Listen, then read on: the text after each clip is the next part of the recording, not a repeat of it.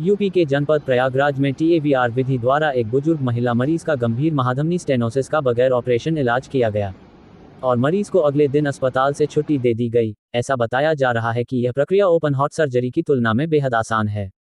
इसमें मरीज को किसी तरह का संक्रमण होने का भी कोई खतरा नहीं रहता है। दावा किया जा रहा है कि इस नई तकनीक से पहली बार प्रयागराज में इलाज किया गया है। आइए देखते हैं जाने माने कार्डियोलॉजिस्ट डॉक्टर अनूप बैनर्जी ने क्या कहा। सुप्रभात और धन्यवाद आपके सवाल के लिए। देखिए, मैं यहाँ 2 साल पहले director general armed forces medical services के पद को से सेवानिवृत्त होकर मैं आया हूँ और मेरी तब से परम इच्छा रही है कि हृदय रोग चिकित्सा को सही तरीके से करूँ, जिसको कहते हैं एविडेंस बेस्ड मेडिसिन, और अफोर्डेबल एक्सेसिबल, ये जो शब्द मैं यूज़ कर रहा हूँ ताकि सब तक पहुँचा सकूँ और अच्छी पूंजी में भी उनका काम हो सके। और मेरा सबसे बड़ा शब्द है आत्मनिर्भरता। मैं चाहता हूँ कि इस शहर के लोग इसी शहर में रहते हुए हृदय रोग की इलाज कराएं, उनको बाहर किसी शहर में जाने की ज़रूरत नहीं। हम सक्षम हैं, विद्या से लेके सामग्री सब कुछ हमारे पास है, क्योंकि एक मरीज़ को दूसरे शहर में ले जाने में जो मानसिक, शारीरिक, आर्थिक, मनोवैज्ञानिक तकलीफ़ होती है, उससे हम वाकिफ़ हैं। हमें जानते हैं कि कई बार जितना खर्चा हृदय रोग के उस इलाज में नहीं होता, बाकी चीज़ों में उतना खर्चा होता है, कितना दबाव रहता है। तो इस चीज़ से मैं चाहता हूँ अगर लोगों को समझ में आ जाए, कि विश्वास आ जाए, वो इस शहर में हर एक निवासी के लिए अच्छा रहेगा। और मैं निजी तौर से ये भी चाहता हूँ कि मरीज़ और डॉक्टर के बीच में जो रिश्ता है, जो संबंध है, वो और सुदृढ़ हो जाए।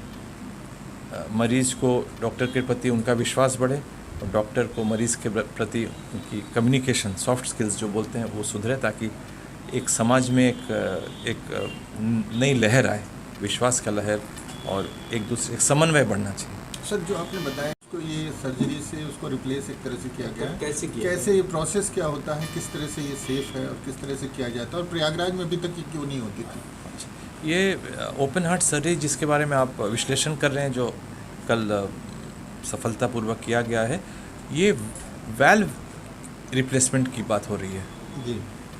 बाईपास सर्जरी है, एंजियोप्लास्टी है, वो मैं उसकी कोई तुलना नहीं कर रहा हूँ। ये जो वाल्व सिकुड़ जाते हैं, ये ढीले हो जाते हैं, और उनमें सबसे बड़े कारण है रूमेटिक हार्ट डिजीज़, जो अल्प वर्ष में होती है, कम उम्र में होती है, और डिजेनरेटिव डिजीज़ जैसे बड़ी उम्र में होती है, जिनको किडनी की प्रॉब्लम होती है, जिनको कैल्शियम की बीमारी होती है।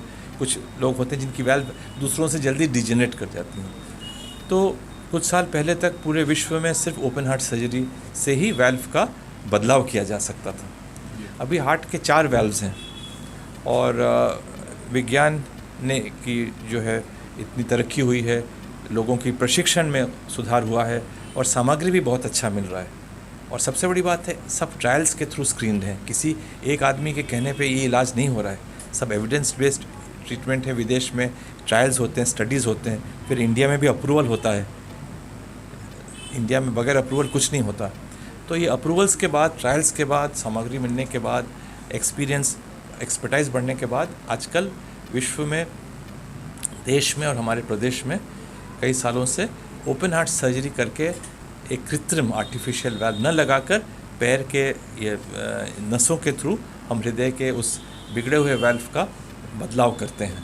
जैसे कि इसमें फ़ायदे हैं, क्योंकि ओपन हार्ट सर्जरी के बाद लगभग 10-11 दिन हॉस्पिटल में रहना पड़ता है, पेशेंट को बाईपास मशीन पे जाना पड़ता है, CP कार्डियोपल्मोनरी बाईपास बोलते हैं, उसके साथ समस्याएं हैं, और 10वें दिन जाके अपने कार्यस्थल में, कार्यक्षेत्र में नहीं पहुंच पाता है। ख़ास तौर से वो मरीज़ जिनकी दिनचर्या, उनके मेहनत करने पे, जिनका घर बार चलता है, उनके मेहनत करने पे, अगर वो 1-1.5 महीना घर में लेटे रहेंगे तो घर में कैसे घर में जो है उनकी कामकाज चलेगा। और नकली वाल्व में खून पतला रखने के लिए दवाई लेनी पड़ती है, जो ज़िंदगी भर उस एक खर्चा है, प्लस खून हर महीने खून का टेस्ट करना पड़ता है, प्लस ये वाल्व्स जो हैं इन्फेक्शन पकड़ने की इनमें ज़्यादा संभावना होती है। और ये जो हमने कल केस किया है, इसके बारे में मैं एक और विश्लेषण देना चाहूँगा कि ये केस अमूमन 65-70 के ऊपर जिनकी उम्र है उन्हीं पे करते हैं, यंग लोगों पे नहीं करते हैं। क्यों? जो आर्टिफिशियल ओपन हार्ट सर्जरी वाले वाल्व्स हैं वो कम से कम 20 साल तक चल जाते हैं। ये जो हमने ट्रांस कैथेटर वाल्व लगाया है इसकी उम्र अभी तक हम मान रहे हैं कि 10 साल तक है। तो अगर कोई 40 साल या 35 साल मरीज़ को ये बदली करना हुआ, वो हमारी गाइडलाइंस में नहीं है, क्योंकि उसको बार बार करना पड़ेगा। ये 65-70 साल की उम्र वालों को कर रहे हैं। एवं ये 65-70 साल तक आते हैं, आप देख ही रहे हैं कि मरीज़ में और बीमारियां आ जाती हैं जिसको हम कोमॉर्बिडिटीज़ बोलते हैं। जैसे किसी को हार्ट अटैक की बीमारी है, किसी को दमा की बीमारी है फेफड़े की, किसी को गुर्दों की बीमारी है, किसी को कलेजे की बीमारी, किसी को कैंसर है, किसी को स्ट्रोक है, न्यूरो बीमारी। इनमें ये वाल्व का सक्सेस बहुत अच्छा होता है। ओपन हार्ट सर्जरी में अमूमन सर्विस होता है।